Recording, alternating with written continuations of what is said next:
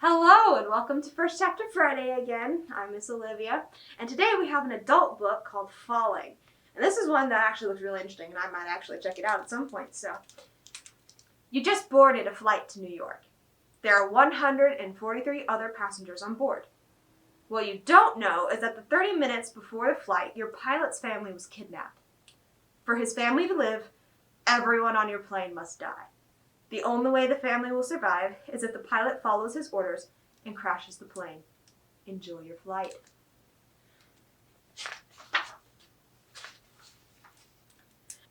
When the shoe dropped into her lap, the foot was still in it.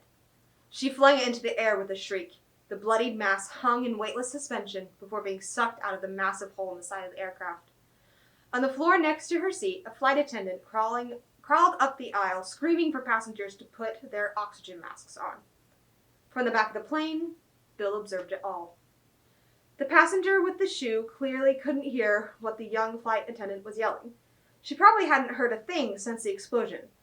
Thin lines of blood trickled out both of her ears. The blast had thrown the flight attendant's body into the air and then back down, her head of curly brown hair hitting the floor with a thwack. She lay motionless for a second before the plane went into a steep nosedive. Sliding down the aisle, the flight attendant grabbed at the metal rungs beneath the passenger seats. Clutching onto one, her arm shook as she tried to pull herself up against the plane's downward pitch. As she flipped onto her side, her feet floated and dangled in the air. Debris flew all around the plane. Paper and clothing, a laptop, a soda can, a baby's blanket. It was like the inside of a tornado.